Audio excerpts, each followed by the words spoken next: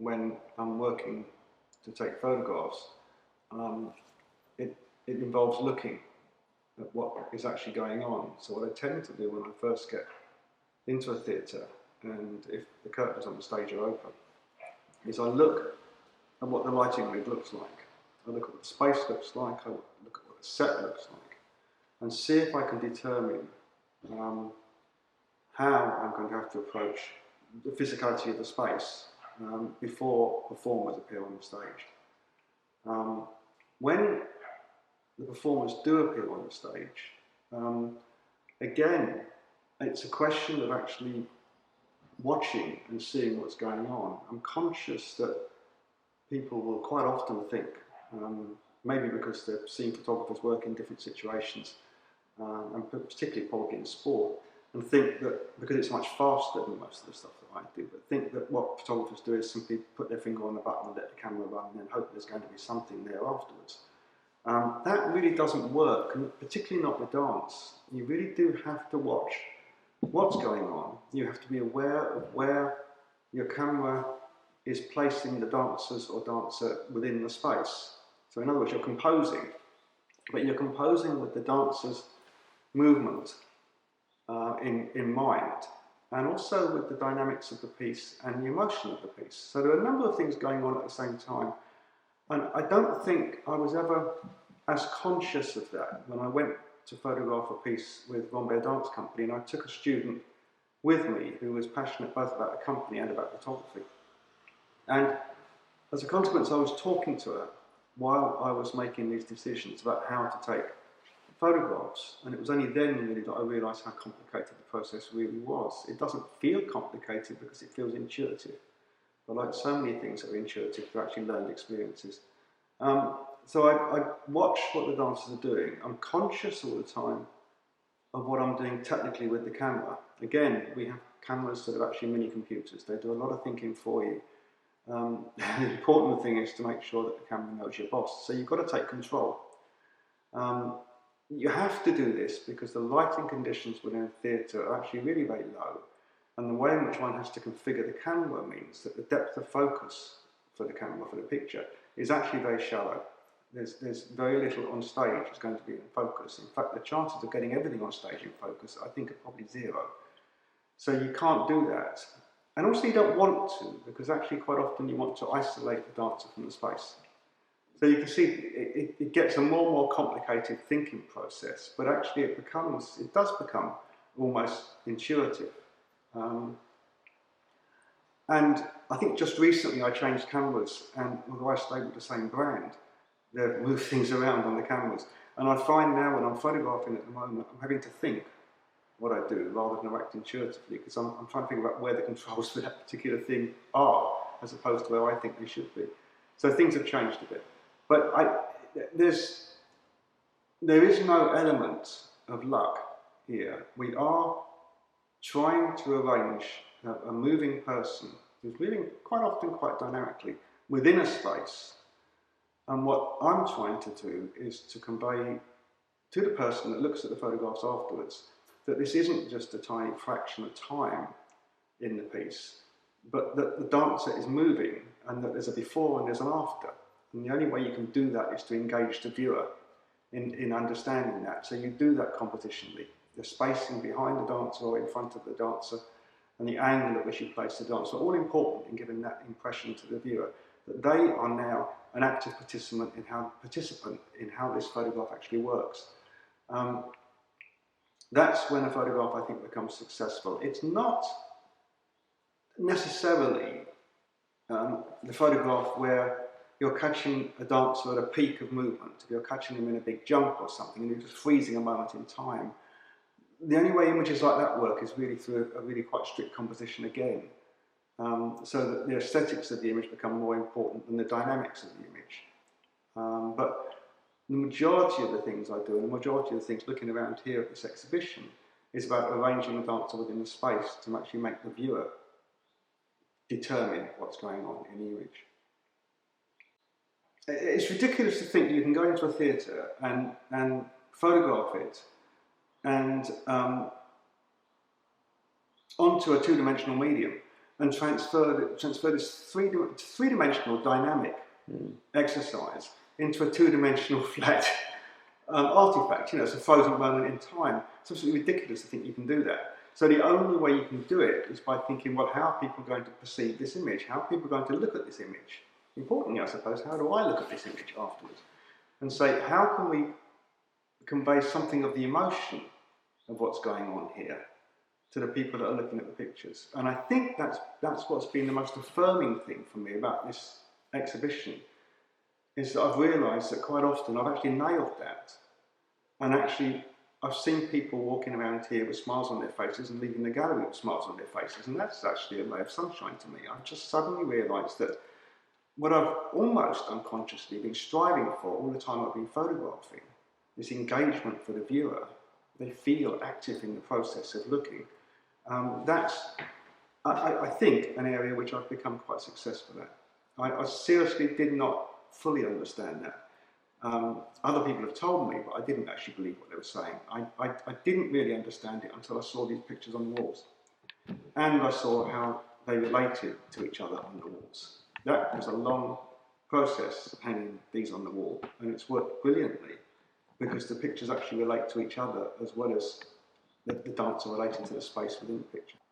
First of all, I wasn't convinced that people would understand, or that my pictures possibly would convey the passion I have for what I do.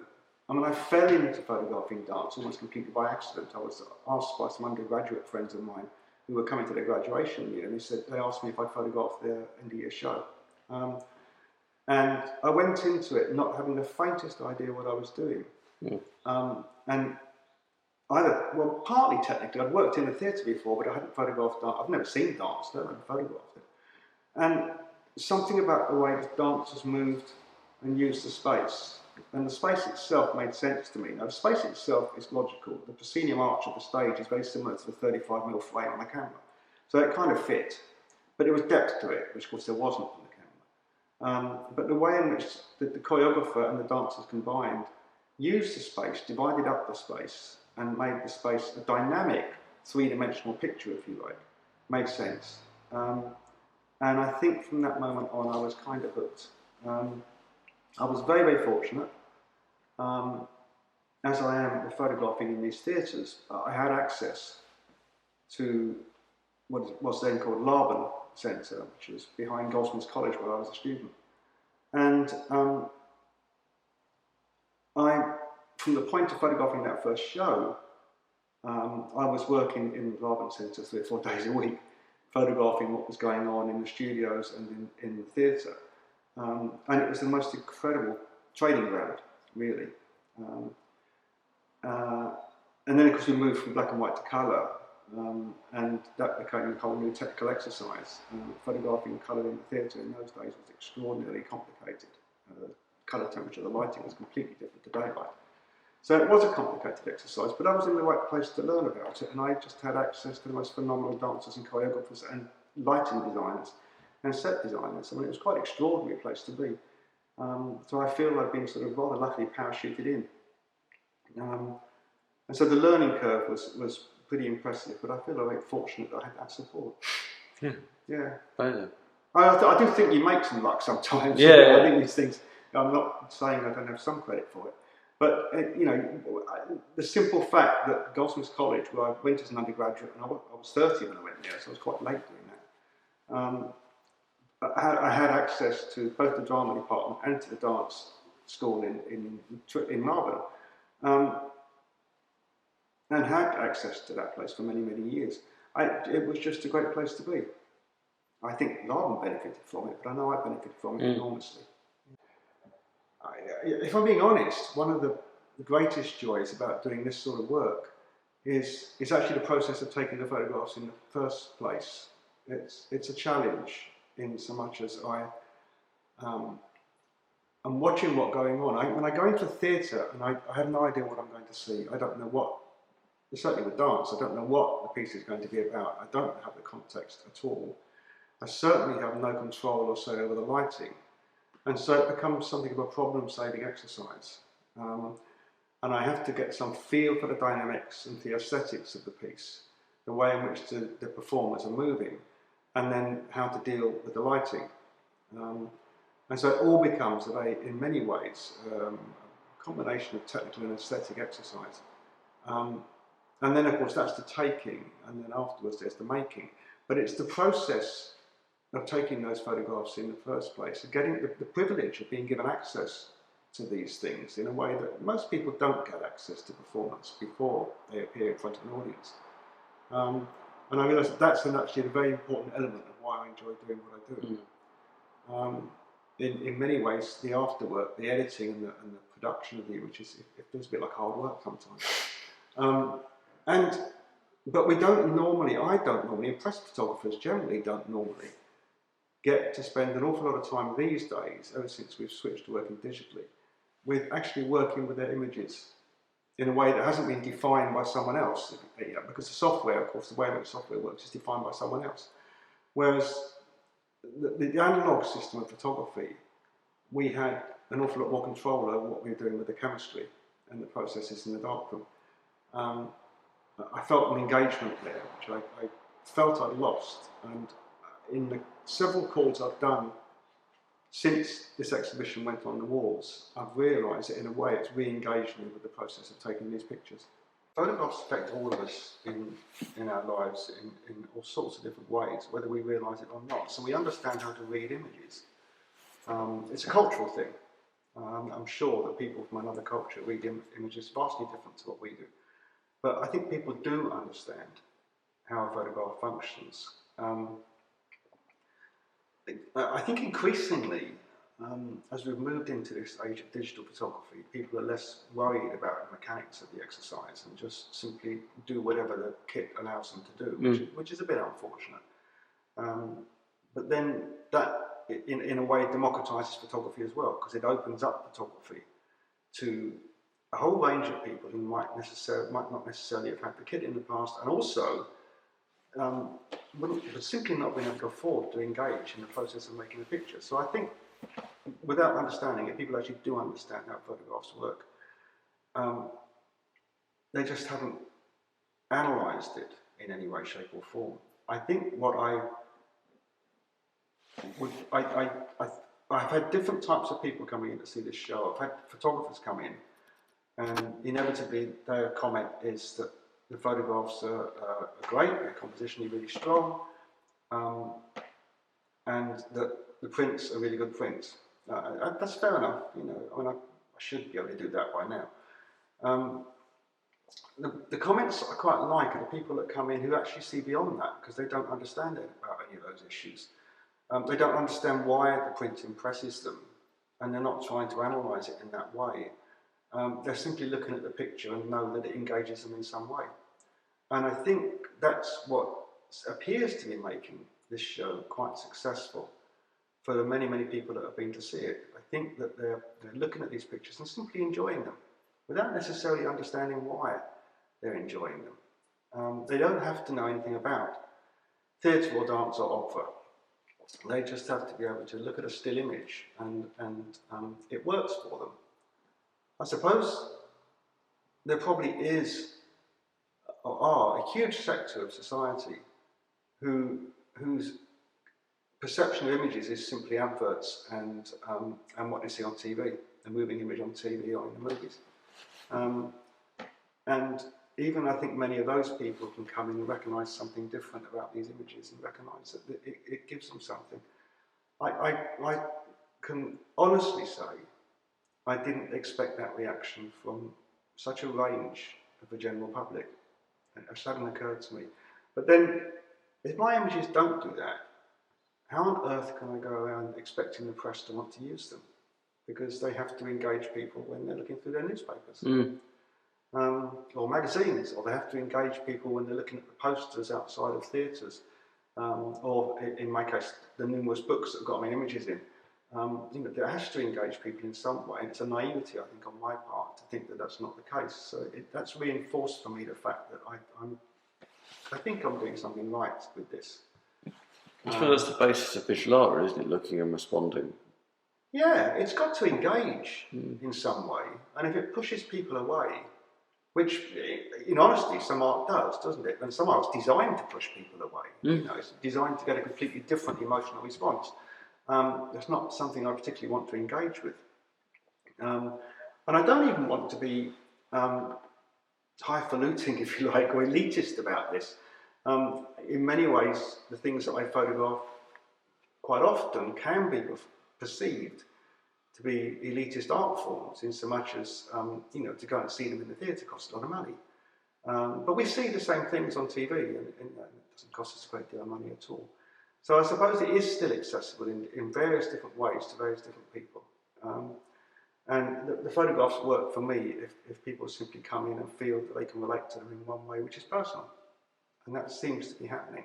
That's made a big change to my perception of my own work. I'm concerned about where it goes next. When I was first asked if I would consider having a show in here, I thought it was really important that it wasn't just about putting pictures on walls, that I tried to engage with the space in a way that perhaps nobody has done before. And it's a really fabulous space to work in. It's a great set of white walls, etc., but they're not white boxes. The building has its own character. And there were elements of the building that I thought perhaps I could use with the particular type of images I have, in a way that other exhibitors here haven't done so. Which is the reason why I put banners of images, for instance, in the windows. They're really tall windows, glass windows at the front of the building, which quite often have small images placed in the centre of them at the bottom. And that's, I think, you know, I think there could be a number of different ways in which that space could be more effectively used. And so I made these banners as a bit of a gamble, as something that can't really be sold, to market the show, obviously, as well, but also to put something interesting in the window. And I've actually noticed, watching from within the gallery and without, when people come by, they do stop and engage with the windows. There are a couple of small images there which actually do work in the windows as well, and they work well together. And it's thinking about the space as a whole. And that was the reason why I decided to engage with the glass balcony, which we have featured so often in photographs of shows, but not actually done anything directly with. And so it was an experiment. It was a bit of a jump into the dark in many ways. I'm used to working in theatres, so that's fine. But it was a case of, I got these very large transparencies printed, once again something I've not done before. And they're actually bus shelter posters. They're done by a company that does the adverts again, bus shelters and train stations. But because of the amount of light that comes in the front of the gallery, I figured that they might well work as very large transparencies on the balcony. And in order to break what potentially be the monotony, I've switched the imagery from black and white from negative to positive. But used the same imagery around the space in order to create a dynamic image of a single dancer moving around the space. And I think that works as well. So a couple of things like that, I think, have used the space particularly well. Another thing I used here, which I've not used before, because it is quite a large space, and I wanted, in each floor, I wanted a key larger element, an image, which was actually different and bigger, which is the reason why we've got two very large panoramic acrylic prints, a medium I've always wanted to work with and never really had the opportunity or the excuse. And to make those work effectively, I made montages to go on them, which are not obviously montages, unless I point it out and someone looks very close.